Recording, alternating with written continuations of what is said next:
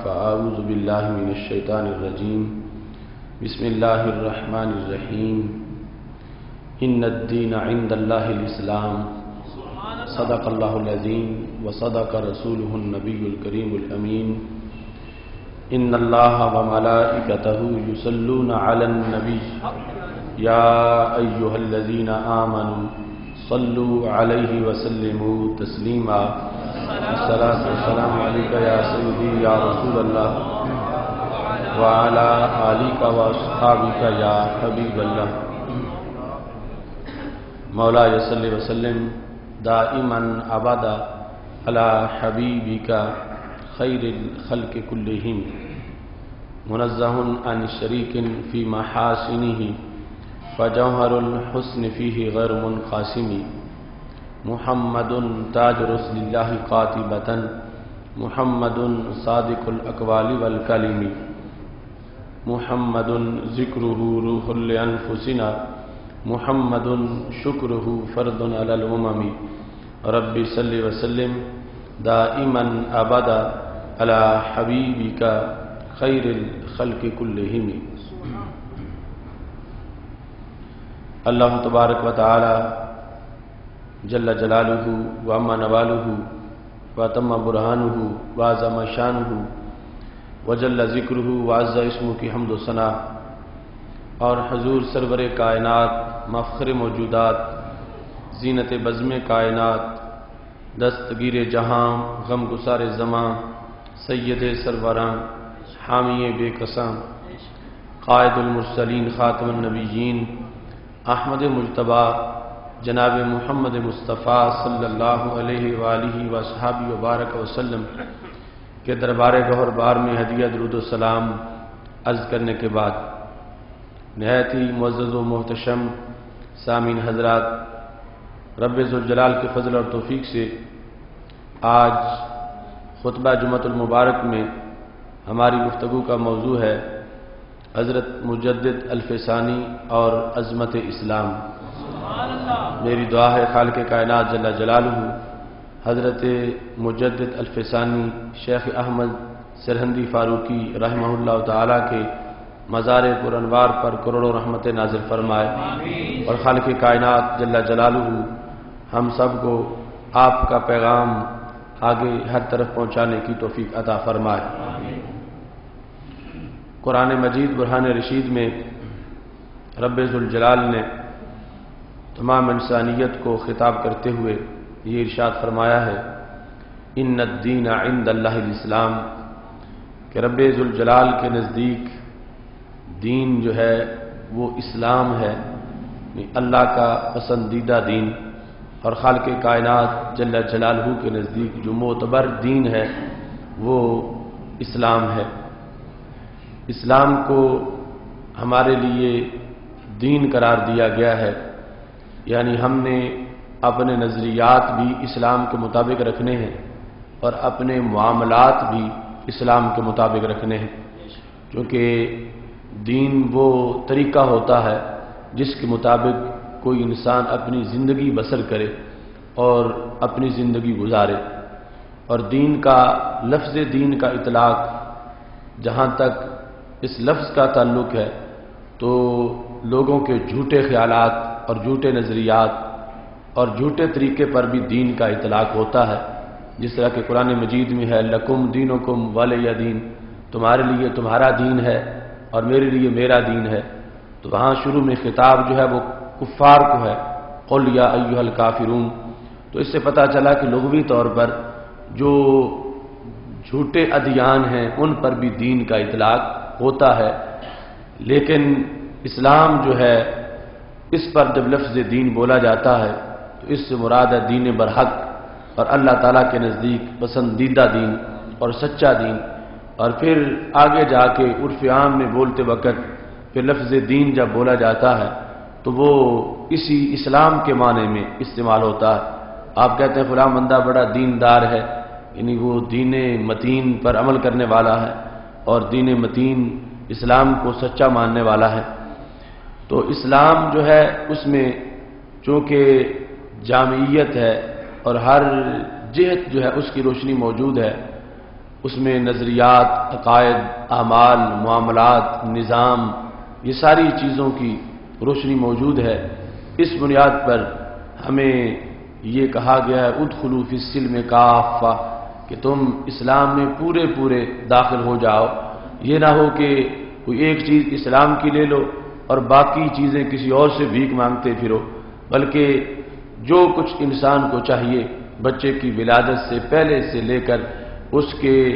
بوڑھے ہو کر فوت ہو جانے کے بعد، قبر میں چلے جانے کے بعد کے بھی جو معاملات ہیں وہ سارے کے سارے ہمارے دین میں موجود ہیں، اور ہمیں ایسے کامل اور جامع اور آخری دین کی طرف متوجہ کیا گیا ہے کہ جس میں پہلے تمام ادیان کا جو خلاصہ ہے اور ساری اچھی چیزوں کا نچوڑ ہے وہ اس دین میں موجود ہے، اور اس دین میں پہلے ادیان کے مقابلے میں اضافہ بھی موجود ہے۔ اس بنیاد پر یہ تام دین ہے، کامل دین ہے، جامع دین ہے، اور انسان کے لیے قیامت تک جو چاہیے ہر چیز اس دین میں انسان کے لیے موجود ہے۔ اس کے سوا جتنے ہیں وہ ادیان باطلہ ہیں، خواہ وہ الہامی ہوں یا غیر الہامی ہوں، وہ اہل کتاب کے ہوں یا غیر اہل کتاب کے ہوں، چونکہ جو غیر الہامی ہے وہ تو ویسے ہی باطل ہیں، مثلا ہندوؤں کا جو دین ہے، سکھوں کا جو دین ہے وہ ادیان باطلہ میں سے ہے، لوگوں کے اپنے گھڑے ہوئے دین ہیں، اور جو اہل کتاب کا ہے مثلا یہود ہیں، نصارہ ہیں، تو آج ہم ان کو دین برحق نہیں کہہ سکتے، اس واسطے کہ وہ ادیان جو ہیں ایکسپائر ہو چکے ہیں، نبی اکرم صلی اللہ علیہ وسلم کے دین نے ان دینوں کو منسوخ کر دیا ہے، اس واسطے اب دین برحق صرف دین اسلام ہے۔ چونکہ اہل کتاب کی 3 صورتیں ہیں، ایک وہ زمانہ کہ جب اہل کتاب اپنی کتاب کے ساتھ متمسک تھے، اپنے انبیاء کی تعلیمات پر قائم تھے، اور ابھی تک انہوں نے کتاب کو بدلا ہوا نہیں تھا، تو وہ اہل کتاب برحق تھے، اور ان کے بارے میں مومنین کا لفظ بولنا وہ ضروری ہے۔ اور اس کے بعد ان کا دوسرا دور تھا کہ جب وہ اپنے کتاب کو بدل چکے تھے اور دین برحق جو ہے، جو اپنا ان کا دین تھا اس وقت اس کو تبدیل کر چکے تھے، آیات کو بیچ چکے تھے، اگرچہ ابھی نبی اکرم صلی اللہ علیہ وسلم کی جلوہ گری نہیں ہوئی تھی، لیکن وہ مختلف قسم کے کفر اس کا ارتکاب کرنا انہوں نے شروع کر دیا تھا، تو یہ ان کا دوسرا دور تھا جس میں بھی وہ اپنے کتاب کو بدل دینے کے جرم کی وجہ سے مذموم قرار پائے تھے۔ اور تیسرا دور ان کا وہ ہے کہ جب نبی اکرم نور مجسم شفیع معظم صلی اللہ علیہ وسلم دنیا پہ تشریف لے آئے اور آپ نے اعلان نبوت کر دیا، اس کے بعد جو اہل کتاب ہیں انہوں نے جو اب آپ صلی اللہ علیہ وسلم کا کلمہ نہیں پڑھا تو اس بنیاد پر وہ کافر قرار پائے اور ان کا کفر ڈبل قرار پایا، ایک تو اپنے پیغمبر جو ان کے تھے ان کے انکار کی وجہ سے، اور دوسرا نبی اکرم نور مجسم شفیع معظم صلی اللہ علیہ وسلم کا انکار کرنے کی وجہ سے۔ تو اس بنیاد پر آپ کی آمد سے پہلے ان میں ایک برائی تھی کہ انہوں نے کتابوں کو بدلا ہے، انہوں نے شرک کا اختیار کیا، کفر کا ارتکاب کیا، اور نبی اکرم صلی اللہ علیہ وسلم جب تشریف آوری ہو گئی تو پھر آپ کے انکار کی وجہ سے ان کی خرابیاں مزید بڑھ گئیں، چونکہ وہ آپ کی نبوت و رسالت کے منکر قرار پائے، اس بنیاد پر ان کی مذمت جو ہے وہ پہلے سے زیادہ قرار پائی۔ عظمت اسلام کے حوالہ سے آج حضرت مجدد الفسانی رحمہ اللہ تعالی کی جو تشریحات ہیں وہ ہمارا موضوع ہیں۔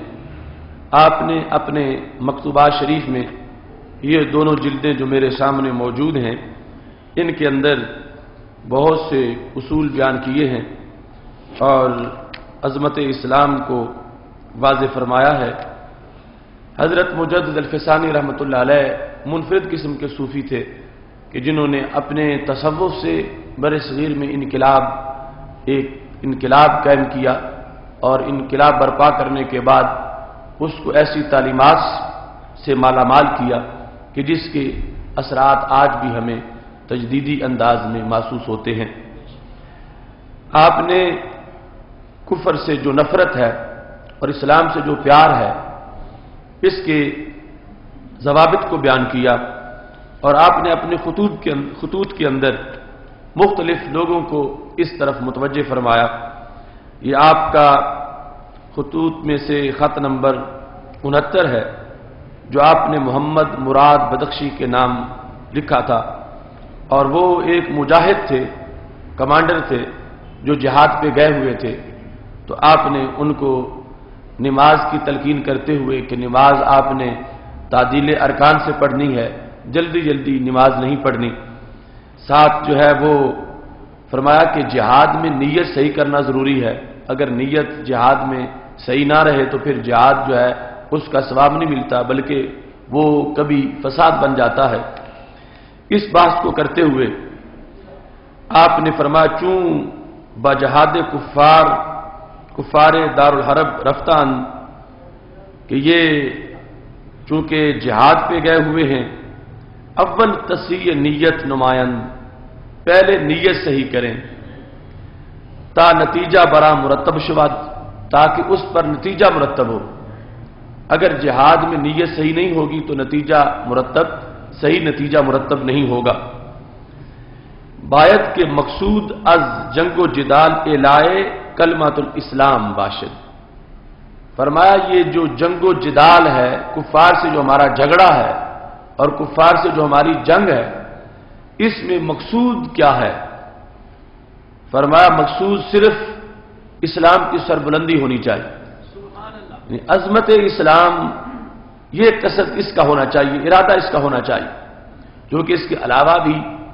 کئی چیزیں ہوتی ہیں۔ مثال کے طور پر کسی کا مقصد مال غنیمت حاصل کرنا، کسی کا مقصد اپنی بہادری اور شجاعت کا اظہار کرنا ہے، کسی کا مقصد کسی کافر کے ساتھ کوئی ذاتی اناد ہے، اس کا بدلہ لینا ہے۔ تو فرمایا کہ نہیں، اسلام کے لیے جو جہاد ہے اس میں نیت کا صحیح ہونا ضروری ہے، اور مقصود اس جنگ و جدل سے صرف ایک ہونا چاہیے کہ اعلاء کلمۃ الاسلام ہو جائے، اسلام کا کلمہ جو ہے وہ اونچا ہو، اسلام کا جھنڈا اونچا کرنے کے لیے جہاد کرنا چاہیے۔ اور دوسرا مقصد کیا ہے؟ فرمایا و توہین و تخریب اعدائے دین، جو دین کے دشمن ہیں، جہاد ان کی توہین کے لیے ہے۔ جو دین کے دشمن ہیں، جہاد ان کی تخریب کے لیے ہے، انہیں خراب کرنے کے لیے ہے۔ کہ ما بعام ماموریم، کہ ہمیں آرڈر یہ دیا گیا اللہ کی طرف سے، ہمیں رب ذوالجلال کی طرف سے اور نبی اکرم صلی اللہ علیہ وسلم کی طرف سے آرڈر یہ ملا ہے، ہم اس پر مامور کیے گئے ہیں، ہمیں یہ امر دیا گیا ہے کہ ہم جو اسلام کے دشمن ہیں ان کی توہین کریں، اور جو دین کے دشمن ہیں انہیں خراب کریں۔ تو یہ دو لفظ بولے، توہین اور تخریب۔ تو فرمایا کہ جہاد کا مطلب دین کے دشمنوں کی توہین ہے،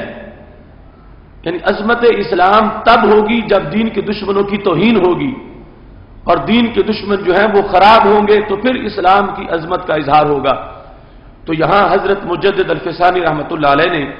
اس چیز کو واضح کیا کہ اگر کوئی بندہ اعدائے دین کی عزت کرتا ہے، تو اگر وہ جہاد بھی کر رہا ہو تو اس کا جہاد نہیں ہے۔ جو اعدائے دین کی تعظیم کرے، ان کی تکریم کرے، ان کی عزت کرے، اور لوگوں کو یہ ظاہر کرے کہ یہ بھی عزت والے لوگ ہیں، ان کی بھی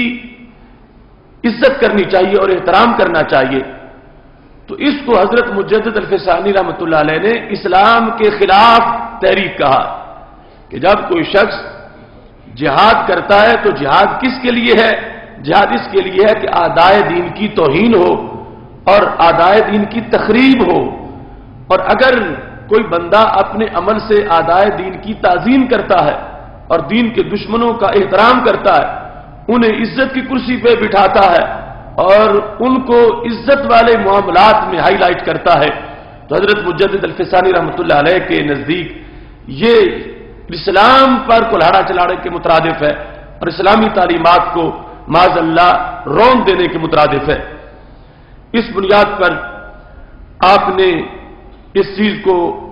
واضح کیا کہ غازیان اسلام جو ہیں وہ اس چیز کو ذہن میں رکھیں کہ جہاد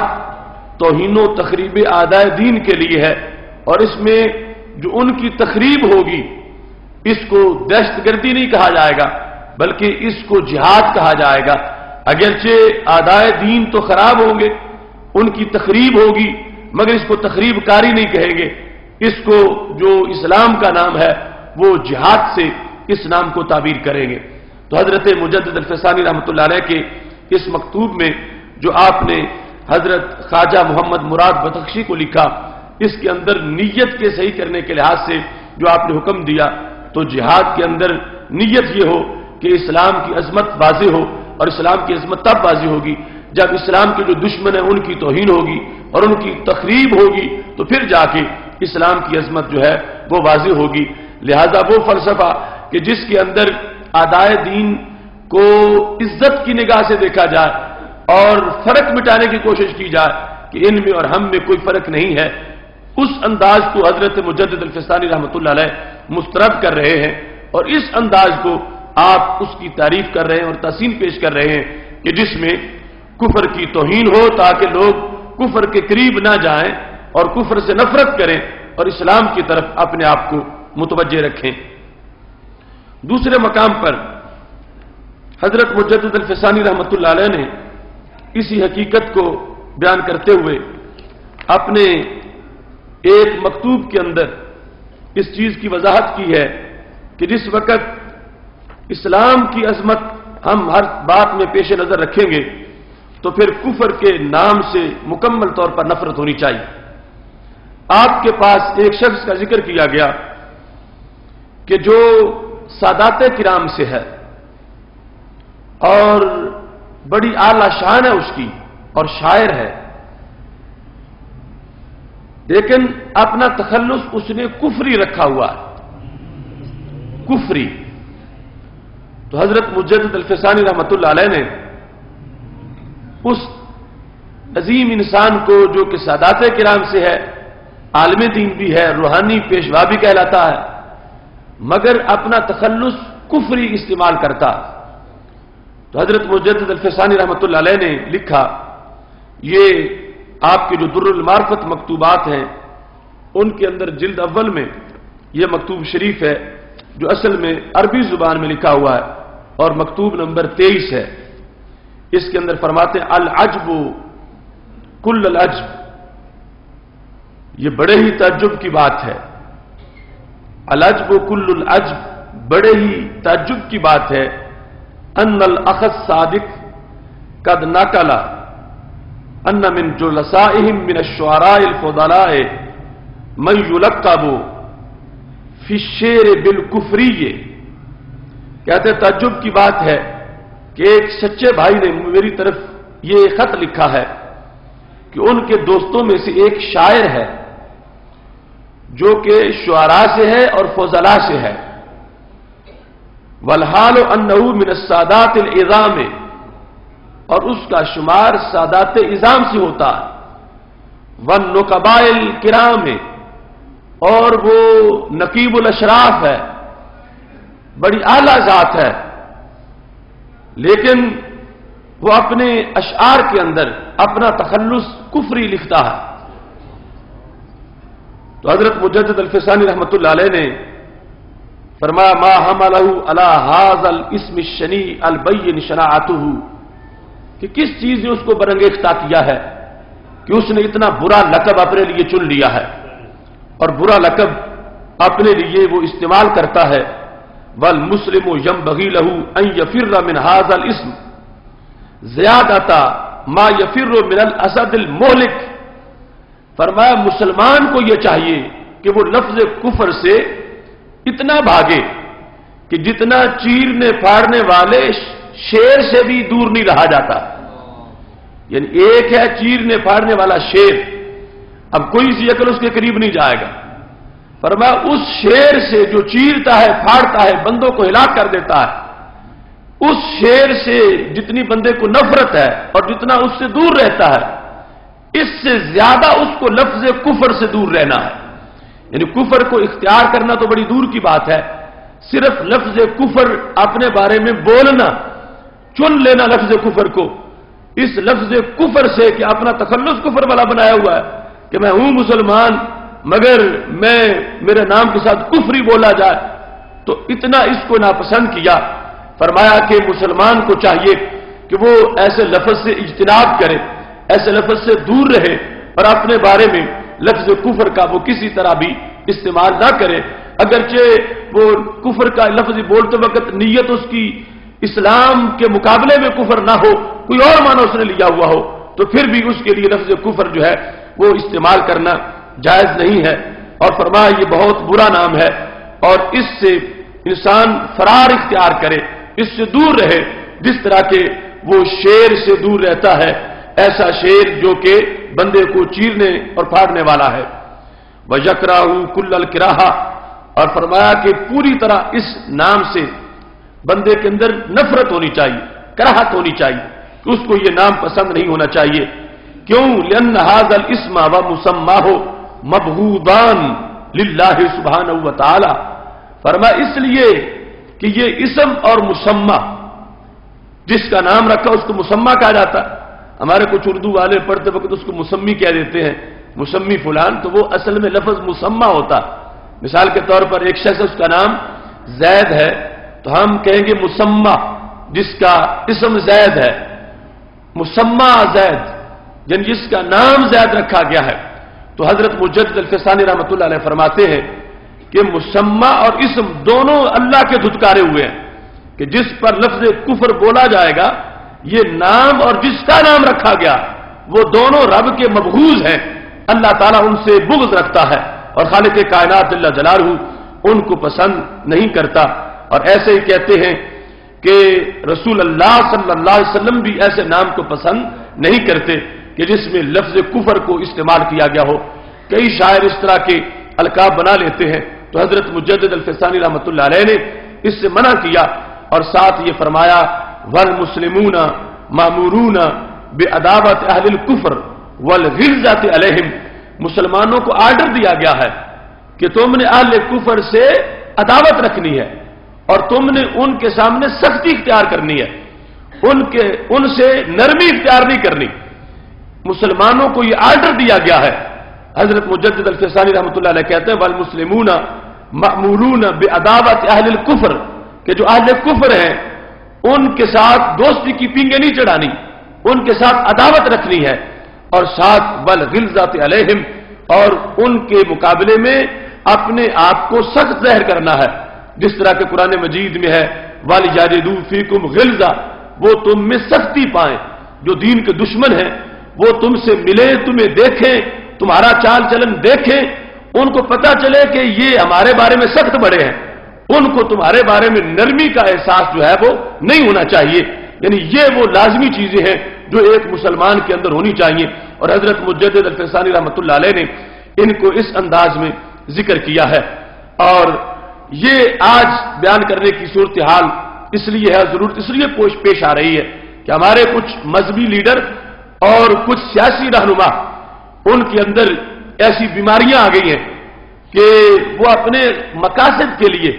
वो ये हदें खत्म करना चाहते हैं और अमन के नाम पर और इंसानियत के नाम पर वो कहते हैं कोई फर्क ही नहीं है, हम एक जैसे हैं। फिर यहां तक कि वेमले कॉन्फ्रेंस में जो डॉक्टर तहरुल कादरी ने मुनक्किद की, बाकायदा उनको माइक पेश करके उन्हें कहा गया कि तुम अपने शिरकिया लफ्ज बोलो, बुद्धा का नाम लो, कृष्णा का नाम लो, और इस तरह यानी एक इज्तिमा के अंदर उनसे माज़अल्लाह शिरक करवाया गया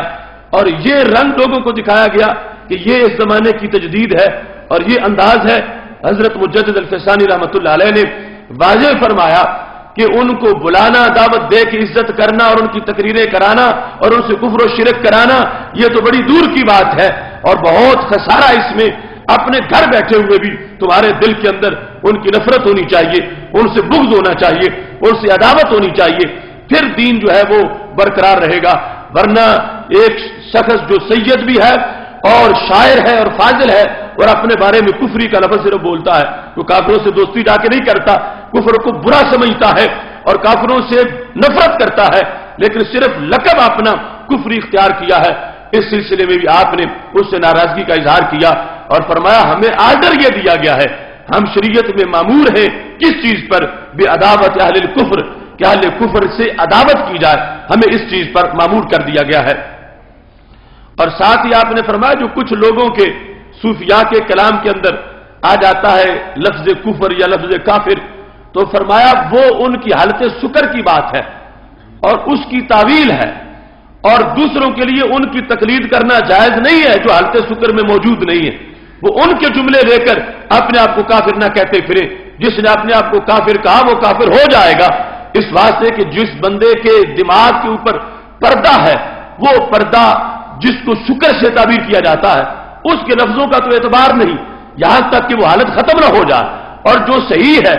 اور وہ حالت شکر میں نہیں ہے، یہاں شکر سے مراد یہ دنیا کی شراب پی کر والا وہ شکر نہیں ہے، یہ رب ذوالجلال کے جمال میں ڈوبنے والے لوگ کہ جو مجذوب طرح قسم کے لوگ ہیں، ان کی باتوں کی اقتدا کرتے ہوئے کوئی اپنے اوپر ایسا لفظ استعمال نہ کرے، اس واسطے کہ جس نے اپنے اوپر لفظ کافر استعمال کیا اس کی ہوش سلامت ہے، ٹھیک ٹھاک ہے، تو صرف لفظ بولنے سے ہی وہ کافر ہو جائے گا اور اس پر کفر کا فتویٰ دیا جائے گا۔ اس بنیاد پر آپ نے ان چیزوں سے روکا، اور آج بڑا افسوس ہے کہ ہمارے تک ایسی باتیں پہنچتی ہیں کہ کچھ لوگ کہتے ہیں ہم تو اپنے قید کی بات مانیں گے، اگر وہ ہمیں کہے کہ تم کافر ہو جاؤ تو ہم کافر ہو جائیں گے۔ تو جس شخص نے یہ لفظ بولا وہ کافر ہو گیا، اس واسطے کہ اس نے کفر پر رضا ظاہر کر دی کہ ہم فلاں کے کہنے پر ہے، وہ کہے گا کافر ہو جاؤ تو ہم کافر ہو جائیں گے، تو معاذ اللہ اس سے بھی کفر ہو جائے گا۔ تو یہ ضروری ہے کہ ان چیزوں کو پیش نظر رکھا جائے۔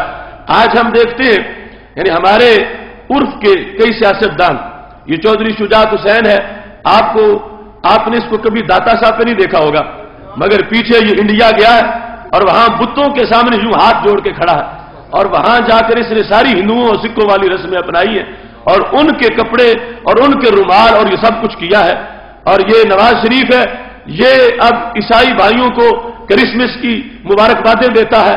اور ساتھ ہی یہ قادیانیوں کو اپنا بھائی کہتا ہے۔ تو اس طرح کا دوسرا طبقہ وہ ویسے ہی ایک ایسا جن کا دین سے کوئی تعلق نہیں ہے، جو یہ کہہ دے کہ یہ اسلامی سزائیں ساری واشیانیاں ہیں، واشیانہ سزائیں ہیں جو پی پی کا طبقہ ہے۔ تو اس بنیاد پر یہ ملا جلا ایک مکسچر بن گیا ہمارے ماحول کے اندر کہ جس میں یوں کفریات بکے جاتے ہیں اور اس پر کوئی پرواہی نہیں کی جاتی۔ تو یہ ضروری ہے کہ اپنے اسلاف کی ان تعلیمات کو واضح کیا جائے اور روشن کیا جائے کہ اسلام کو بچا کے رکھنا یہ معمولی کام نہیں ہے، اس میں بڑی سے بڑی قربانی بھی دینا پڑے تو انسان کو وہ قربانی دینی چاہیے، کیونکہ یہ زندگی چند دنوں کی ہے، جو ہمیشہ کی زندگی ہے، اس میں جنت تب ملے گی جب ہم اسلام کے نام کو محفوظ کر کے رکھیں گے۔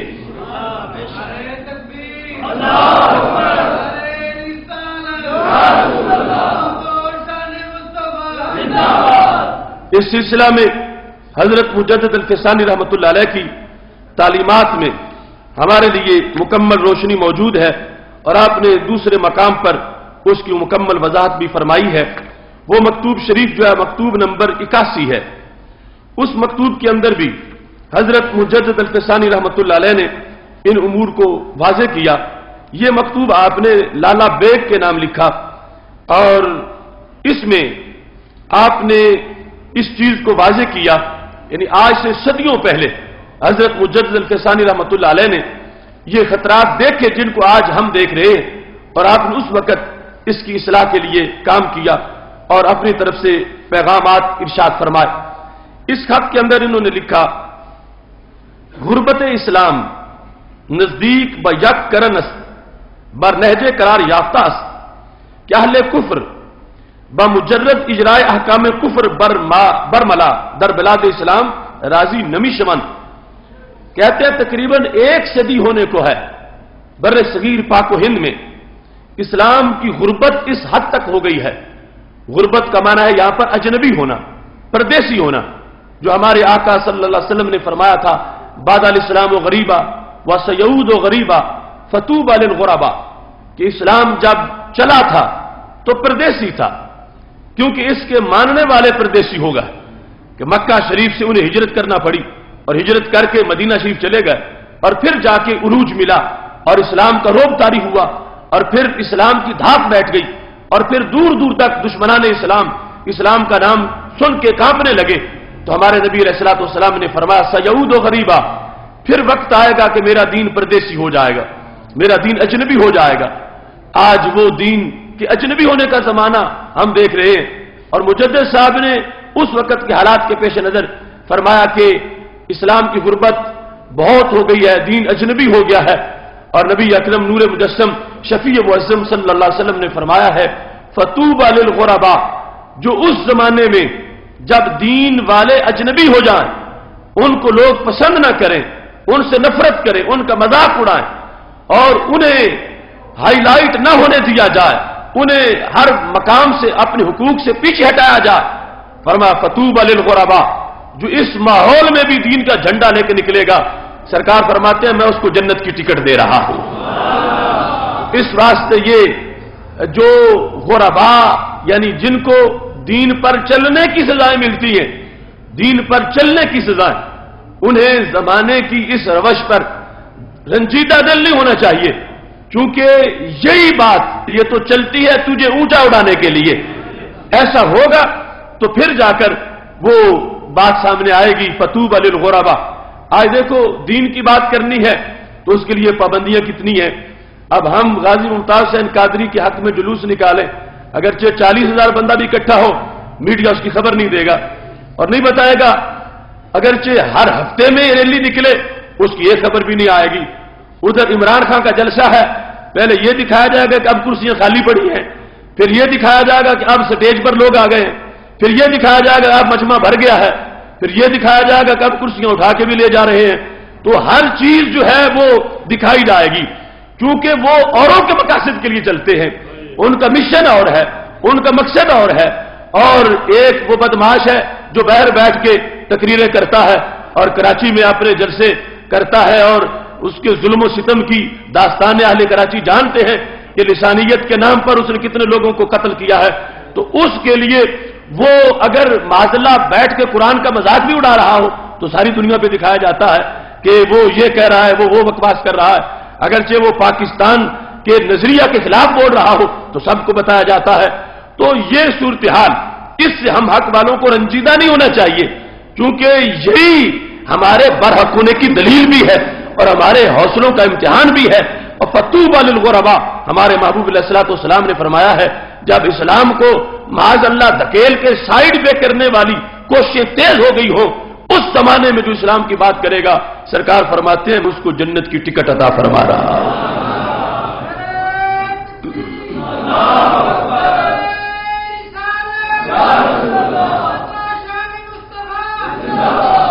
یہاں پر حضرت مجدد الفسانی رحمۃ اللہ علیہ نے لکھا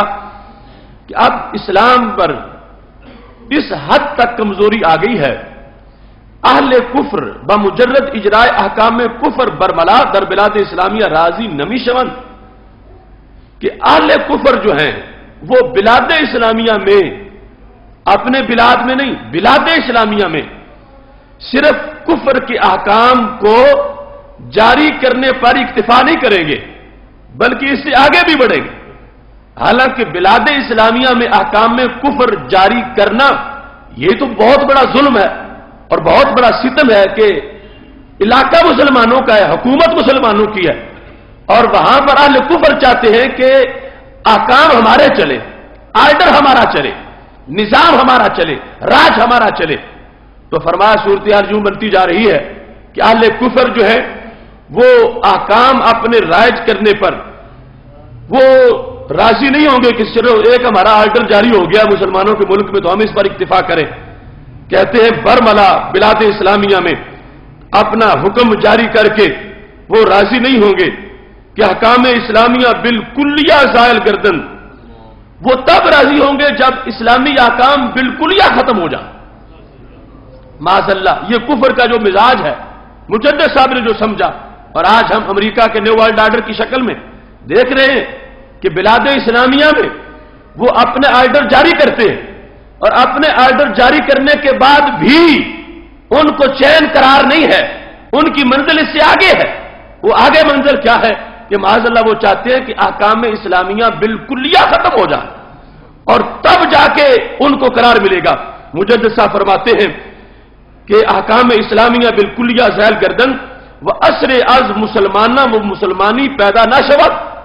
اور مسلمانی کا اور مسلمانوں کا کوئی نشان بھی نہ بچے۔ ان کو یہ پسند ہے کہ صرف آرڈر ہمارا جاری نہ ہو بلکہ اس کے بعد اسلام کے آرڈر ختم ہو جائیں اور مسلمانوں کا اثر ختم ہو جائے، مسلمانوں کے نشان ختم ہو جائیں۔ یہ صورتحال حضرت مجدد الفسانی رحمۃ اللہ علیہ نے بھانپ لی اور فرمایا کہ کفار اہل کفر اس طرح سوچتے ہیں اور ان کو یہ تقاضا ہے۔ اس کے ساتھ آپ نے جو صورتحال پیش کی اس کے اندر جا کے آخر میں اس مکتوب میں لکھا، فرمایا کہ اس وقت جو صورتحال ہے اس میں در ابتدائے بادشاہت اگر مسلمانی رواج یاب مسلمانہ اعتبار پیدا کردن فابہا و اگر ایازم باللہ سبحانہ در توقف افتاد کار بر مسلمانہ بسیار مشکل خواہد شد۔ فرمایا اگر بادشاہی کے آغاز میں ہی جب مسلمانوں کی حکومت قائم ہو رہی ہے اس کے آغاز میں ہی اگر اسلام کو نافذ کر دیا گیا اور تمام شرعی حدود قائم کر دی گئی تو پھر تو آگے سلسلہ اچھا ہو جائے گا اور پھر آگے جا کر آسانی ہوگی۔ اور اگر کسی نے یہ چاہا کہ پہلے ہم حکومت بنا لیں اور پھر سوچیں گے کہ نظام مصطفیٰ صلی اللہ علیہ وسلم بھی نافذ کرتے ہیں اور پھر جا کر اسلامی احکام کو نافذ کریں گے تو مجدد صاحب نے فرمایا کام بڑا مشکل ہو جائے گا، پھر ہلاکت ہی ہلاکت ہے اور اس ہلاکت کے سوا کوئی بھی حصہ نہیں ملے گا۔ تو حضرت مجدد الفسانی رحمۃ اللہ علیہ کے اس مکتوب کو دیکھیے اور ساتھ یہ بھی اندازہ لگائیے کہ تصوف کسے کہا جاتا ہے، طریقت کیا ہوتی ہے، شریعت کیا ہوتی ہے۔ آج ان امور کی طرف توجہ کرنے کو لوگ دنیا داری کہتے ہیں کہ ہے مولوی اور باتیں حکومتوں کی کرتا ہے اور ہے مسجد کا خطیب اور باتیں حکمرانیوں کی کرتا ہے۔ تو حضرت مجدد الفسانی رحمۃ اللہ علیہ نے مکتوبات شریف میں وہ مجدد کہ جو صوفیوں کے سردار ہیں جن کو سید الطائفہ کہا جاتا ہے، تو انہوں نے کہا کہ اسلام کی تعلیمات پر عمل تب ہو سکے گا، اسلام غریب الوطن تب نہیں ہوگا جب اسلام کا آرڈر چلے گا، اسلام کا نظام چلے گا۔ اسلام جس وقت حکومت میں ہوگا، اسلام جس وقت اپنے آرڈر چلائے گا تو پھر جا کر اسلامی احکام پہ عمل ہوگا اور اسلام کی عظمت ظاہر ہوگی۔ اور اگر آرڈر کسی اور کو دے دیا جائے، نظام کسی اور کو دے دیا جائے تو پھر فرمایا اسلام غریب الوطن ہوگا اور پھر وہ جو غیر ہیں وہ صرف چند آرڈر چلا کے راضی نہیں ہوں گے، وہ پورا دین مٹائیں گے اور معاذ اللہ پورے دین کو مٹانے کی سازشیں کریں گے۔ اب دیکھو وہ صورتحال آج ہمارے سامنے موجود ہے کہ امریکہ کے سامنے مسلم امہ کے حکمران لومڑی بنے ہوئے ہیں، وہ جتنا دباتا اتنے دبتے جاتے ہیں، وہ کچھ منوا کے مزید منوانا چاہتا ہے تو وہ اتنے پہ راضی نہیں ہوتا کہ میں نے فلاں بات بھی منوا لی، فلاں بات بھی منوا لی، اتنے اڈے بنا لیے، اتنی چھونیاں بنا لی، اتنا میری خفیہ ایجنسیاں متحرک ہیں، بلیک واٹر ہے، اس طرح کے ہر وقت میری آستین پہ مسلط ہیں۔ وہ چاہتا ہے کہ مزید بھی مجھے حصہ ملنا چاہیے، مزید میرا آرڈر چلنا چاہیے۔ یہ صرف پاکستان نہیں، پورے عالم اسلام کے اندر وہ اس طرح معاذ اللہ گھستا جا رہا ہے اور اسلام کے دشمن یہودی اور عیسائی وہ مختلف طریقوں سے مملکت اسلامیہ جو ہے بلاد اسلامیہ ان کے اندر اپنا اثر و نفوذ قائم کرتے جا رہے ہیں۔ تو مجدد الفسانی رحمۃ اللہ علیہ نے فرمایا عافیت تب ہوگی کہ جب ایک آرڈر بھی نہیں مانو گے۔ اگر کہو کہ ایک مانتے ہیں تو دو مان لیتے ہیں باقی اپنا اسلام چلائیں گے، فرمایا وہ خبیث راضی نہیں ہوں گے کہ ایک آرڈر مان لیا ہے ہمارا، دو مان لیا ہے تو اب ان کو چھوڑ دیں۔ فرمایا انہیں یہ ہرس ہے کہ ہم نے اپنا ہر آرڈر بنوانا ہے، انہیں یہ خواہش ہے کہ ہم نے اسلام کو معاذ اللہ کلیتاً ختم کرنا ہے، اور ان کا یہ گندا منصوبہ ہے کہ ہم نے مسلمانوں کا اور مسلمانی کا نشان ختم کرنا ہے۔ تو مجدد الفسانی نے فرمایا کہ اس کے مقابلے میں تم نے ڈٹ کے مقابلہ کرنا ہے اور یہ بتانا ہے کہ ہم نے کلمہ امریکہ کا نہیں پڑھا، کلمہ محمد عربی صلی اللہ علیہ وسلم کا پڑھا ہوا ہے۔ یہ صورتحال حضرت مجدد الفسانی رحمۃ اللہ علیہ مکتوبات شریف میں اس کو لکھتے ہیں۔ اب دیکھو مکتوبات شریف کہیں تو صوفیوں کو ورد بتائے جا رہے ہیں کہ حلقہ کیسے منعقد کرنا ہے، کہیں یہ بتایا جا رہا ہے کہ جہاں حلقہ قائم و خانقاہ میں وہاں فقہ کی کتابوں کا درس بھی دینا ہے کہ نماز کیسے ہوتی ہے، روزہ کیسے رکھا جاتا ہے، روزہ ٹوٹتا کیسے ہے، یہ سارے مسائل بھی بیان کرنے ہیں۔ اور کہیں وہی مجدد الفسانی حکمرانوں کے خلاف بھی بول رہے ہیں اور حکمرانی کے انداز بھی بتاتے ہیں اور اپنے حکمرانوں کو سمجھا رہے ہیں کہ دوسرے جو ہے وہ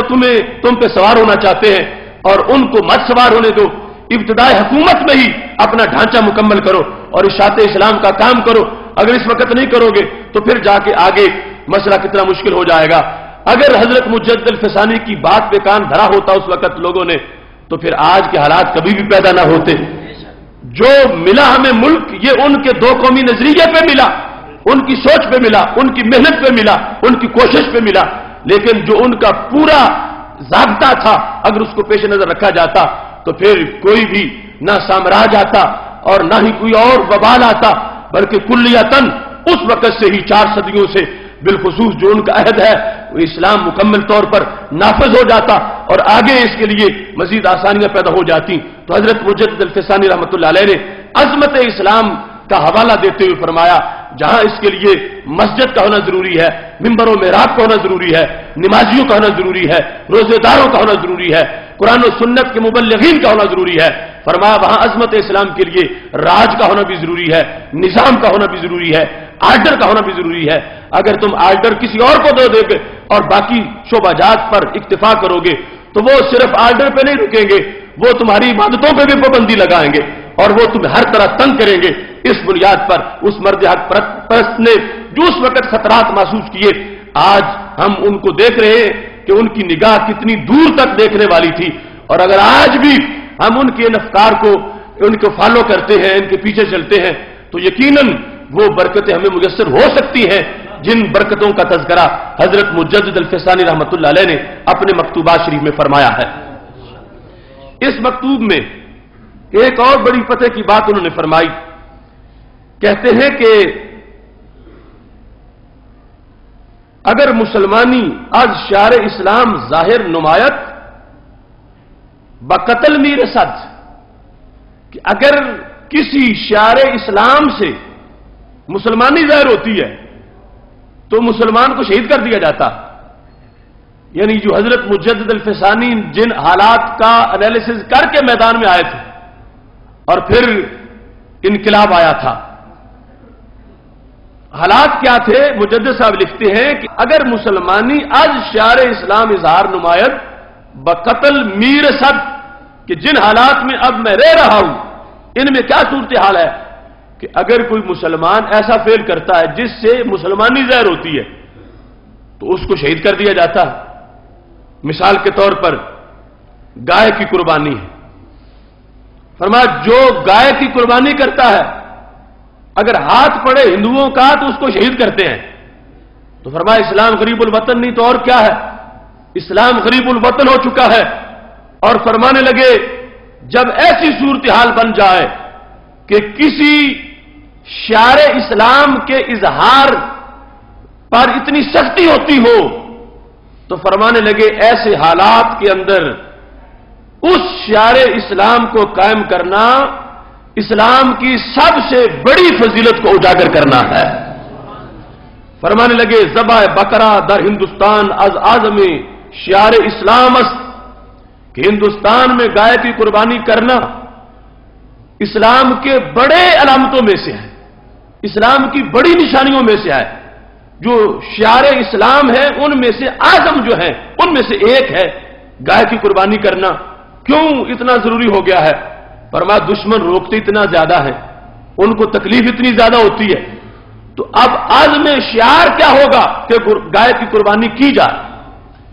تو اب 2 طرح کی صورتیں ہیں, ایک ہے کہ گائے کی قربانی پر سختیوں کا برداشت کرنا اور ایک ہے کہ گائے کی قربانی نہ رکھ کے ہندوؤں کو راضی کرنا. آج ہمیں جو فلسفہ سمجھایا جا رہا ہے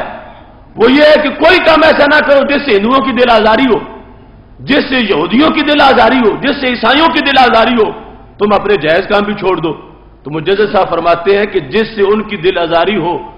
وہ صرف کرنا جائز ہی نہیں ہوتا, اسلام کی سب سے بڑی پہچان بھی بن جاتا, اسلام کی سب سے بڑی پہچان بھی بنتا. فرمایا گائے کو ذبح کرنے سے اگر ہندوؤں کو تکلیف ہوتی ہے تو فرمایا اب مسلمان کو ڈرنا نہیں چاہیے. حالانکہ قربانی جہاں گائے کی جائز ہے بکری کی بھی تو جائز ہے, بھینس کی بھی جائز ہے, مگر چونکہ ہندو اس کو روکتے ہیں, ہندو اس کے خلاف چلتے ہیں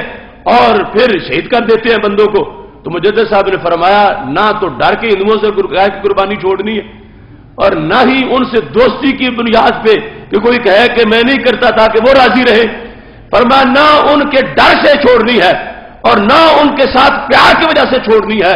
اگر گائے کی قربانی اس وقت کرو گے، فرمایا بکری کی قربانی پر وہ ثواب نہیں ملے گا، بھینس کی قربانی پر وہ ثواب نہیں ملے گا، اونٹ کی قربانی پر وہ ثواب نہیں ملے گا جو ثواب گائے کی قربانی پہ ملے گا. کیوں؟ فرمایا یہ اسلام کی نشانی بن گئی ہے، اسلام کی پہچان بن گئی ہے، اسلام کی کوہان بن گئی ہے کہ دوسروں کو اس سے تکلیف ہوتی ہے تو پھر ہم نے وہ کام کرنا ہے کہ جس سے اوروں کو تکلیف ہو رہی ہے. تو آج کے ناہنجار لوگ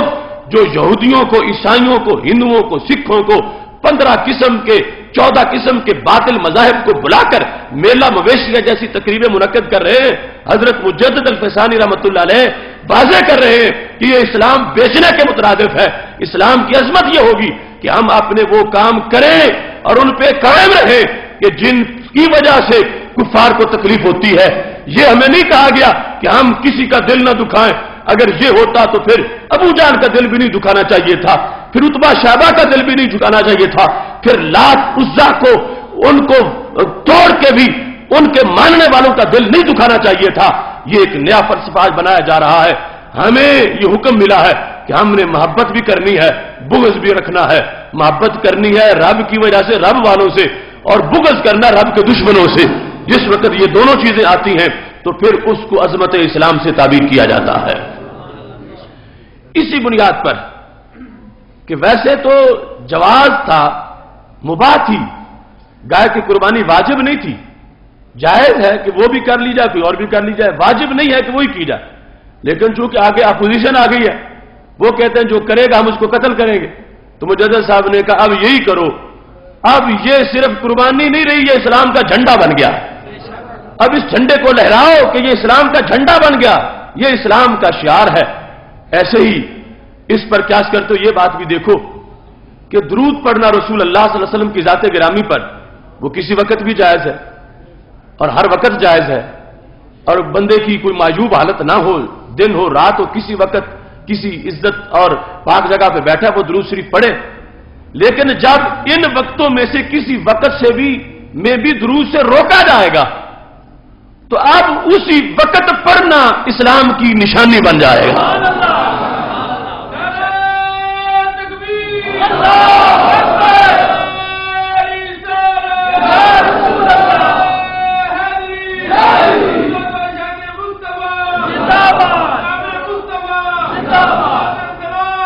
اب دیکھو پہلے تو نفس جواز تو تھا ہی، لوگ کہتے ہیں یہ سپیکری درود ہے، یہ لیل پوری درود ہے، یہ فلاں درود ہے، تو اس کی حکمت نہیں سمجھتے کہ بات کیا ہے. پہلے ہر گھڑی، ہر منٹ، ہر سیکنڈ میں پڑھنے کا رب نے حکم دیا ہے، جائز ہے. صلو علیہ وسلم تسلیما. اس میں یہ نہیں ہے کہ صرف نماز کے اندر پڑھو، یہ نہیں ہے صرف صبح کے وقت پڑھو، یہ نہیں ہے صرف شام کے وقت پڑھو. ہر وقت پڑھنے کا جواز اس آیت میں موجود ہے. لیکن اب جس وقت کا کوئی انکار کرے گا وہ وقت زیادہ ضروری ہو جائے گا. جیسے قربانی سارے جانوروں کی برابر تھی، کوئی گائے کی کرے، کوئی بھینس کی کرے، کوئی اونٹ کی کرے، کوئی بکری کی کرے. لیکن جب کہا گیا گائے کی کیوں کرتے ہو، یہ ناجائز ہے، تو مجدد صاحب نے کہا یہی اسلام کی پہچان ہے. پہلے صرف جائز تھی، اب ضروری ہو گئی ہے. ایسے درود ہر گھڑی میں جائز تھا، لیکن جب کچھ لوگوں نے کہا اذان کے پہلے جائز نہیں، اذان کے بعد جائز نہیں، جمعے کے بعد جائز نہیں، تو اب اسلام کا جھنڈا بن گیا کہ جہاں بھی سنی ہے وہ پڑھے تاکہ پتہ چلے کہ اسلام کا جھنڈا لہرا رہا ہے. اب لوگ پوچھتے ہیں وہ پہلی صدیوں میں اس طرح نہیں تھا جیسے اب ہے، تو ہم کہتے ہیں پہلی صدیوں میں یوں منکر نہیں تھے. پہلی صدیوں میں تو ہر وقت پڑھا جاتا تھا. اس وقت کا جب انکار ہوا تو پھر اس کا زیادہ اظہار ہوا. پہلی صدیوں میں اگر انکار ہوتا تو اظہار اس وقت بھی زیادہ ہو جاتا. ہاں پڑھا جاتا تھا، جواز تھا، مگر کوئی منکر نہ تھا تو پھر برابر تھا. اذان کے پہلے بھی ہے، بعد بھی ہے، اذان سے آدھا گھنٹہ پہلے بھی ہے، آدھا گھنٹہ بعد بھی ہے، ہر منٹ میں، ہر سیکنڈ میں ہے. لیکن جب انکار کیا گیا تو اب اسی طرح رد عمل بھی ہونا تھا. اس کے مقابلے میں اب یہ زیادہ ہائی لائٹ ہوا، جس طرح مجدد صاحب نے کہا کہ پہلے جو چاہو کر لیتے تھے قربانی، اب گائے کی کرنی ہے. یہ اسلام کا شعار بن گیا ہے. اس واسطے اب بھی یہ آ گیا کہ زیادہ اہتمام کرو، چونکہ لوگ کہتے ہیں جائز ہی نہیں ہے، بدعت ہے، تو اس کو پڑھا جائے تاکہ پتہ چلے یہ بدعت نہیں، یہ سرکار کے دین کی دی ہوئی سنت ہے۔ یہاں اس چیز کو حضرت مجدد الفسانی نے جو قربانی کے لحاظ سے بیان کیا، اسی پر اس قیاس کو میں نے آپ کے سامنے پیش کیا۔ اور یہاں اس سے اگلا امر مجدد صاحب جو بیان کرتے ہیں، وہ کہتے ہیں کہ ایک ہے ہمارا شعار اور ایک ہے کفار کا شعار، وہ اپنے شعار میں بڑے سیریس ہیں اور وہ اپنے شعار میں کوئی کمپرومائز نہیں کرتے، تو تم کیوں کرتے ہو؟ اور یہ بات آج بڑی پتے کی بات ہے۔ ہمارے یہ لیڈر ملنے جاتے ہیں تو شرم ہمیں آتی ہے۔ یہ پرویز الہی ملنے گیا تھا، پیچھے آصف ہاشمی گیا ہوا تھا، سکھوں کے ساتھ جا کے فوٹو بنواتے ہیں، ان کی داڑیاں ہوتی ہیں اور یہ داڑھی کے بغیر ہوتے ہیں، وہ جھوٹے ہو کے بھی اپنے شعار کا اظہار کرتے ہیں، وہ ساری فرمسیاں کرتے ہیں کہ اب یہاں تم رنگ لگا لو، یوں ہاتھ باندھ کے کھڑے ہو جاؤ، اب یہ تم اس رنگ کے اوپر دوپٹے لے لو، یہ سب کچھ کرتے ہیں اور وہ اسے کرواتے ہیں۔ وہ اپنے جھوٹے شعار پر قائم ہیں، اور افسوس کہ ان کو اپنے سچے شعار کا کوئی پتہ نہیں کہ یہ چہرے پر جو علامت ہے محبوب علیہ السلام کی سنت کی، اس کی اہمیت کتنی ہے، امپارٹنس کتنی ہے۔ تو حضرت مجدد الفسانی رحمۃ اللہ علیہ نے یہ فرمانے لگے کہ اس بر صغیر میں کفار بجزیہ دادن شاید راضی شوند، اما بذبح بکر ہرگز راضی نہ خان شد۔ فرمایا اس بر صغیر میں مسلمانوں کی حکومت آ جائے پوری طرح، ہو سکتا ہے کہ کفار یہ کہہ دے کہ ہمیں یہاں رہنے دو، ہم تمہیں جزیہ دیتے ہیں، ہمیں رہنے دو، ہم جزیہ دینے کو تیار ہیں۔ اور جزیہ بھی یہ ہوتا ہے کہ جب دینا ہوتا ہے تو ذلت کی حالت میں دینا ہوتا ہے، جس نے لینا وہ کرسی پہ بیٹھے، مسلمان حکمران جس کا نمائندہ دینے والا کھڑا ہو کے دے، یہاں تک کہا گیا کہ اس کی گردن پہ تلوار بھی رکھی جائے تاکہ اس کو پتا چلے کہ میں ذلیل ہو کے رہ رہا ہوں۔ جزیے کا مطلب یہ ہے ان کو ذلیل کر کے رکھنا، اقلیتوں کو رکھنے کا مطلب یہ ہے کہ ان کو یہ احساس دلایا جائے کہ ہم جس دین پہ ہیں وہ جھوٹا دین ہے، عزت ہمیں تب ملے گی جب ہم اسلام قبول کریں گے۔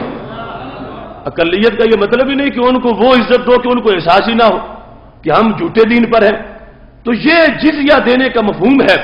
تو حضرت مجدد الفسانی رحمۃ اللہ علیہ فرمانے لگے اگر ایسی صورتحال بن جائے کہ بر صغیر پہ کامل حکمرانی ہماری ہو سکتا ہے کہ کفار جزیہ دینے پہ راضی ہو جائیں، مگر گائے ذبح کرنے پہ پھر بھی راضی نہیں ہوں گے۔ یعنی ذبح بکر کو انہوں نے اتنا عظیم سمجھا ہوا ہے اپنے خلاف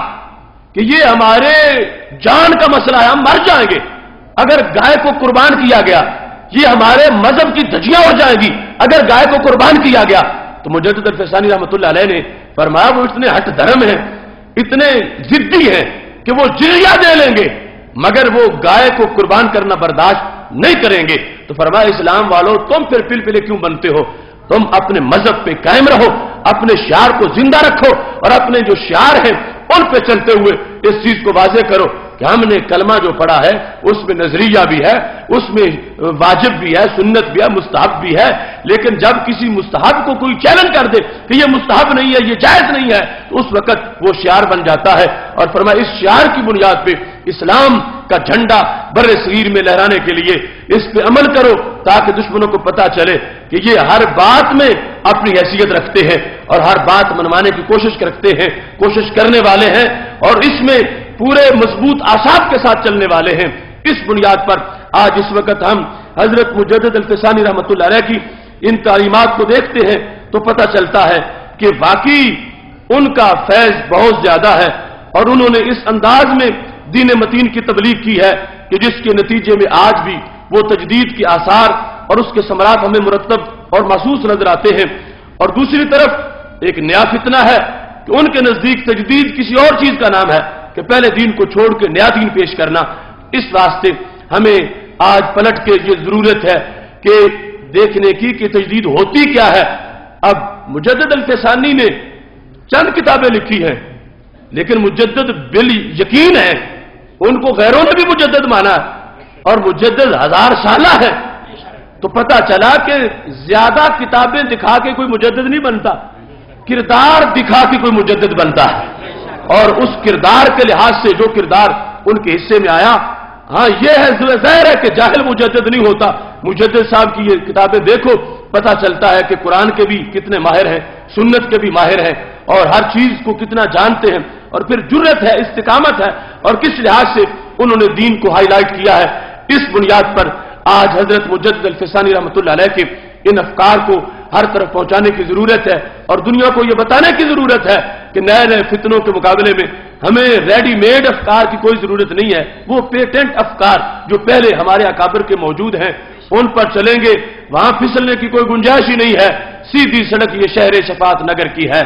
ان کو دیکھتے جائیں گے اور سیدھا سفر مدینہ شریف کی طرف کرتے جائیں گے۔ ان باتوں کو دیکھ کر شاعر مشرق نے جب حاضری دی حضرت مجدد الفسانی رحمۃ اللہ علیہ کی دہلیز پر، اور جا کر خراج تحسین پیش کیا، اور فرمایا جا کہ حاضر ہوا میں شیخ مجدد کی لحد پر، وہ خاک جو زیر فلک ہے مطلع انوار، اس خاک کے ذروں سے ہیں شرمندہ ستارے، جس خاک میں پوشیدہ ہے وہ صاحب اسرار، گردن نہ جھکی جس کی جہانگیر کے آگے، وہ جس کے نفس گرم سے ہے گرمی احرار، وہ ہند میں سرمایہ ملت کا نگہباں، اللہ نے بر وقت کیا جس کو خبردار۔ وہ ضرورت تھی اس وقت ایسے کردار کی، تو حضرت مجدد الفسانی رحمۃ اللہ علیہ نے کردار ادا کیا۔ اقبال جیسا بندہ جو مغرب کے حوضوں میں غسل کر کے باہر نکلا تھا، لیکن پھر بھی سوچ اتنی سلامت قرار پائی کہ حضرت مجدد الفسانی کے دربار پہ جا کر یہ کہا کہ یہ ہے تو مٹی، لیکن صاحب اسرار کی وجہ سے اس مٹی میں روشنی اتنی ہے کہ ستارے بھی شرماتے نظر آ رہے ہیں۔ یعنی دین چونکہ سینے میں جلوہ گر تھا۔ ایک طرف تو وہ سوچ ہے کہ جو معاذ اللہ قبر پہ جانے کو شرک کہے اور بدعت کہے، اور خود جا کے سرکار دو عالم صلی اللہ علیہ وسلم کے روضہ پاک کے بارے میں بکواس کرے کہ یہاں کچھ نہیں ہے،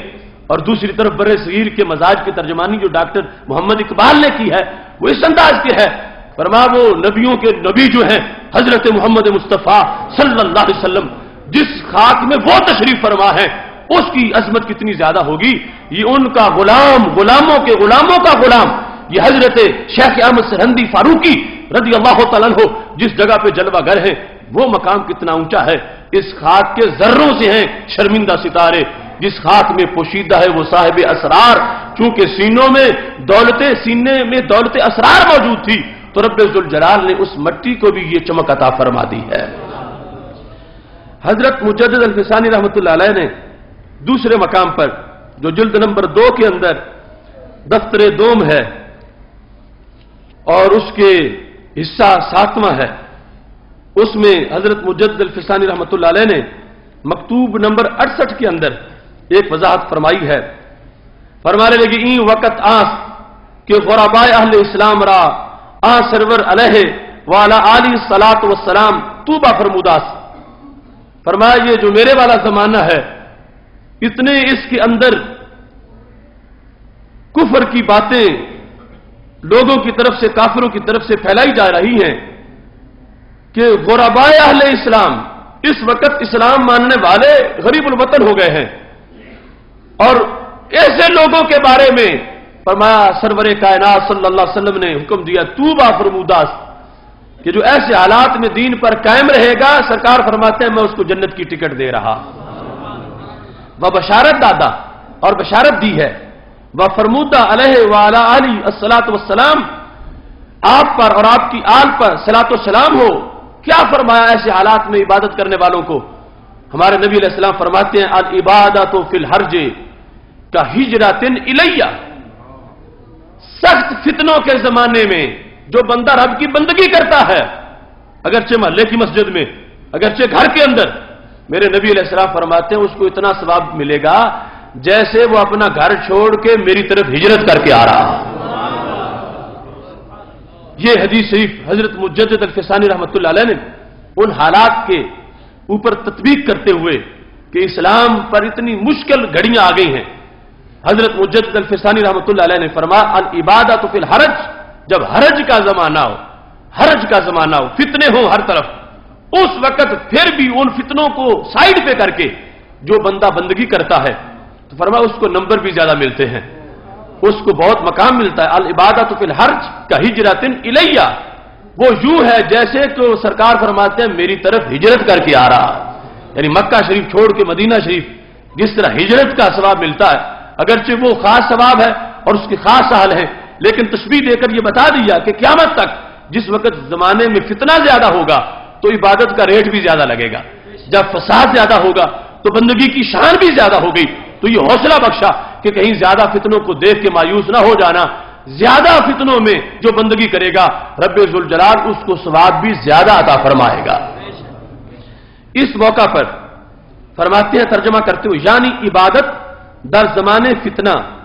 दर रंगे हिजरत बसुए मन, कि जो फितने के दौर में इबादत करता है वो गोया कि यूं ही है कि मेरी तरफ हिजरत कर रहा है। मालूम शुमास के सिपाहियान दर वक्त इस्तिला फितना वफसाद अगर अंदक जुरत मी नुमायंद एतबार बिस्यार पैदा भी कुनंद। मिसाल देकर इसकी वजाहत करते हैं, कहते हैं कि जिस वक्त एक मुल्क की फौज दूसरे मुल्क की फौज से लड़ने वाली है और मुखालिफ फौज इस मुल्क पर कंट्रोल हासिल कर जा, गालिब हो जा और हर तरफ हर गली बाजार में फौजी दाखिल हो जाए, पर ऐसे माहौल में इस मुल्क का जो फौजी उनके खिलाफ निकल पड़े जबकि उनका गलबा हो चुका है, जबकि हर तरफ वो दिखाई दे रहे हैं, ऐसे वक्त में इस मगलूब मुल्क का फौजी जिस वक्त बाहर निकल के तलवार चलाता है, गोली चलाता है, किरदार अदा करता है, फरमाया बादशाह की निगाह में उसका बड़ा मकाम होता है, बादशाह की निगाह में उसकी बड़ी वैल्यू होती है, उसका बड़ा एतबार बन जाता है। इसने यह नहीं देखा कि सूरत हाल कैसी है और जान हथेली पे रख के सामने आ गया है। फरमाते हैं अगर दर वक्ते तस्कीन फितना अगर हजार तमर्रुद नुमायत बेतबारन, कि जब फितना ना हो, जब इस मुल्क पे हमला नहीं हुआ, मुखालिफ फौजें अपने वतन में हैं और ये अपने वतन में आराम सुकून से जंग वाली हालत ही नहीं है, फरमाया ऐसी हालत में अगरचे हजार बार ये तलवार लेके निकले, हजार बार ये बंदूक लेके निकले और बार बार दरबारे शाही में आया जाए और अपने अज़म का इजहार करे, फरमाया वो एतबार नहीं होगा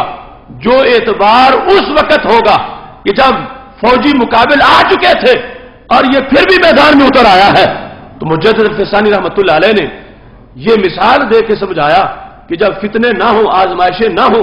उस वक्त ज्यादा बंदगी से भी वो मकाम नहीं मिलता जो फितनों के जमाने में थोड़ी बंदगी से भी मिल जाता है।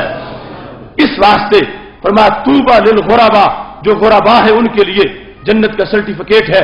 इस बुनियाद पे आज के हालात को देखो, हजरत मुजद्दिद अल-फ़सानी रहमतुल्लाह अलैह के उस जमाने के हालात से आज के हालात मजीद कितने बिगड़ चुके हैं। और अब असर व नफूज जो गैरों का है, वो इस्लाम के सारे दुश्मन हमारे खिलाफ इकट्ठे हैं और फिर हर साजिश कर रहे हैं, छुपे हुए एलानिया तौर पर मुख्तलिफ तरीकों से जिस्मानी अज़ियतें भी देते हैं, फिक्री हमले भी करते हैं और सारी उनके सारे लाओ लश्कर हमारे खिलाफ जो है वो माज़अल्लाह नबुर्द आजमा हो चुके हैं। तो ऐसी सूरत हाल के अंदर हमें हौसला नहीं हारना चाहिए, बल्कि यह सोचना चाहिए कि जितने फितने ज्यादा हैं उतना हमारी बंदगी का रेट ज्यादा लग रहा है। अब ऐसे हालात में जुमा पढ़ने आ जाना कि जिसमें मुआशरत मईशत के मसाइल बड़े हैं, कारोबार का मंदा बड़ा है और फिर यह है कि उधर जो वाहियात प्रोग्राम है उनमें जाना आसान बड़ा है, वहां जाने से नफ्स को खुशी बड़ी है और वहां क्लबों में लज्जत बड़ी है। लेकिन इसके बावजूद भी जब बंदे रब के अपने मोहल्ले की इन रुकावटों को तोड़ के जो गली गली में बदी के अड्डे बने हुए हैं और फिर भी रब के घर में आ जाते हैं, तो इससे अजर व सवाब भी कहीं ज्यादा मिलेगा और बंदगी की हैसियत भी कहीं बढ़ जाएगी। और ये बंदे जो आ जाते हैं इस तरह मस्जिदों में रब्बे जुल जलाल के दरबार में, इनकी वैल्यू बड़ी होगी कि फितने बड़े थे, फसाद बड़े थे और फिर इसके बावजूद भी ये इस अंदाज में इन्होंने हर फितना छोड़ा है, हर फसाद छोड़ा है। जितनी भी रुकावटें थी शैतान की कि फलां काम पे जाना है, फलां तरफ जाना है, सबको छोड़ा है और फिर भी नमाज के लिए आ निकले हैं। تو مجدد الفسانی رحمۃ اللہ علیہ نے فرمایا گھبرانا نہیں ہے، جس وقت زیادہ اپوزیشن مضبوط ہوتی ہے وہاں اقتدار نبھانے کا مزہ بھی آتا ہے۔ ہر طرف جس وقت فتنے اور فساد ہیں، اس کے باوجود تم جس وقت نیکی کا نام لیتے ہو اور نیکی کی طرف چلتے ہو تو رب ذوالجلال اجر بھی کہیں زیادہ عطا فرمانے والا ہے۔ اسی بنیاد پر آج یہ صورتحال بھی ہمارے سامنے ہے کہ جو مجدد صاحب نے فرمایا ہے، سید عالم نور مجسم شفیع معظم صلی اللہ علیہ وسلم کی ذات گرامی کے لحاظ سے کہ آپ نے فرمایا العبادۃ فی الحرج کا ہجرۃ الیہ، جو حرج کے زمانے میں، حرج سے مراد یہاں وہ حرج نہیں ہے جو ہم اپنی بولی میں بولتے ہیں، یہ لاہوری ہا کے ساتھ حرج ہے، یعنی جب فتنے زور پکڑ جائیں ان کے اندر بھی انسان اپنے مرکز کو نہ چھوڑے، اپنی سوچ کو نہ چھوڑے، اپنے مسلک کو نہ چھوڑے اور پھر بھی ڈٹا رہے، قائم رہے، اگرچہ اس کو اس پر کئی طرح کا حساب دینا پڑے لیکن پھر بھی وہ ڈٹا رہے، تو محبوب صلی اللہ علیہ وسلم فرما رہے یہ یوں ہے جیسے اس نے میری طرف ہجرت کی ہے۔ ناراض محلہ ہو جائے، ناراض برادری ہو جائے، ناراض حکومت ہو جائے، جو ناراض ہوتا ہے ہو جائے، اب یہ سارے حرج ہیں جن کے باوجود وہ اپنی اچھی بات نہیں چھوڑتا اور اچھے کام کی طرف جاتا ہے اور آتا ہے۔ ہمارے آقا علیہ الصلوۃ والسلام فرماتے ہیں کہ یہ وہ ہے کہ جس نے گویا کہ میری طرف ہجرت کی ہے، رب ذوالجلال اس کو ایک مہاجر کا ثواب عطا فرما دے گا۔ اس امر میں جو حضرت مجدد الفسانی رحمۃ اللہ علیہ نے یہاں بیان کیا وہ گائے کی قربانی کے سلسلہ میں فرمایا کہ ایک ہے کافروں کا شعار، ایک ہے مسلمانوں کا شعار، اور کافر جو ہیں وہ جزیہ دینا قبول کر لیں گے مگر اپنا شعار نہیں چھوڑیں گے، تو مومن جو ہے انہیں جو چیز ان کی سینے پہ مونگ ڈلتی ہے اس کو اپنانا چاہیے، اس کو زیادہ ہائی لائٹ کرنا چاہیے، زیادہ ہائی لائٹ کرنا چاہیے۔ ایک تو وہ درود شریف والا مسئلہ آپ نے سن لیا، اور دوسرا یہ بھی سنو کہ جو چیز ان کو زیادہ ستاتی ہے، زیادہ ہائی لائٹ کرتی ہے، زیادہ ان کے سینے میں جس کا درد ہوتا ہے اس کے زیادہ نعرے لگاؤ، اس کو زیادہ ہائی لائٹ کرو، اس کو زیادہ اجاگر کرو، تو ان چیزوں میں سے ایک چیز ممتاز حسین قادری کا نام بھی ہے۔ یعنی اس وقت عالم مغرب اس انتظار میں ہے کہ 295 کا معاذ اللہ خاتمہ ہو،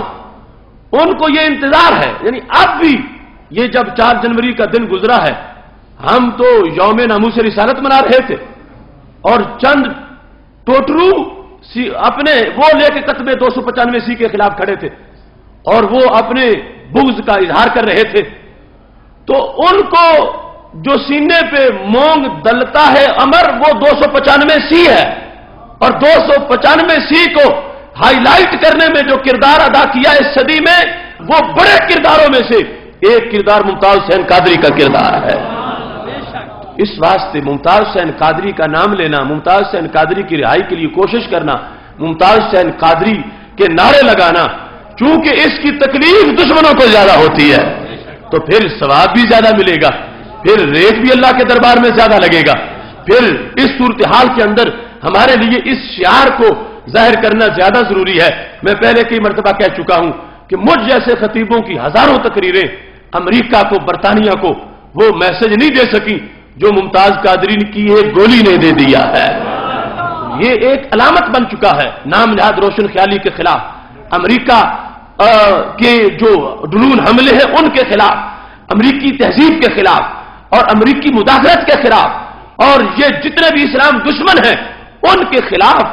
آج ایک سمبل بن چکا ہے، نشان اور اظہار اشعار کا بن چکا ہے۔ اس بنیاد پر اور تو اور رہا جو دیگر معاملات ہیں وہ بھی اپنی جگہ، کہ کہو کہ پاکستانی ہے، کہو کہ پنجابی ہے، اس کے لیے ہم کوشش کریں، مگر ان چیزوں کی حیثیت ثانوی ہے۔ ہم اس لیے کوشش کرتے ہیں کہ جو ہمارے محبوب ہیں وہی ممتاز قادری کے بھی محبوب ہیں، اور اس بنیاد پر وہ شعار بن چکا ہے اور اس شعار کی حمایت کرنا ہم سب پہ لازم ہے تاکہ دنیا کو پتہ چلے کہ مسلمان اپنے رسول صلی اللہ علیہ وسلم کی عزت و ناموس پر اتنے فدا ہیں کہ جو اس عزت اور ناموس کے لیے اپنے آپ کو پیش کرتا ہے مسلمان اس کو بھی اپنے دل کا محبوب بنا لیتے ہیں۔ یہ چند باتیں اور چند مقدس ملفوظات حضرت مجدد الفسانی رحمہ اللہ تعالیٰ کی ان تعلیمات سے میں نے آپ کے سامنے پیش کیے تاکہ پتہ چلے کہ ہم جن پیروں کو مانتے ہیں ان کی تعلیمات کیا ہیں. ہم نے اپنی طرف سے کچھ بھی نہیں گھڑا، اپنی طرف سے کچھ بھی پیش نہیں کرتے. وہ قرآن ہے، سنت ہے، اور سنت اور قرآن سے جو ان لوگوں نے ہمارے لیے سوغات تیار کی ہے اسے ہی آپ کے سامنے پیش کرتے ہیں. میری دعا ہے خالق کائنات جل جلالہ حضرت مجدد الفسانی رحمۃ اللہ علیہ کے مرکز پرنور پر کروڑوں رحمت نازل فرمائے. وآخر دعوانا الحمد للہ رب العالمین.